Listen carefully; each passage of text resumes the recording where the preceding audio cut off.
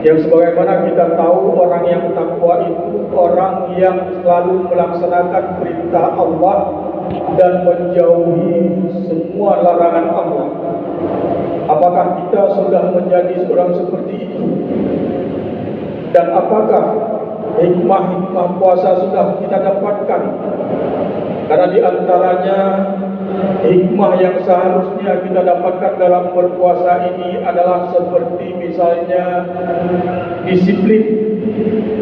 Kita disiplin makan sahur dan disiplin berbuka.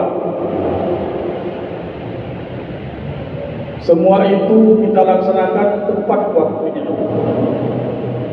Dan apakah sifat-sifat seperti ini sudah kita implementasikan dalam kehidupan kita yang walaupun bukan di bulan Ramadan,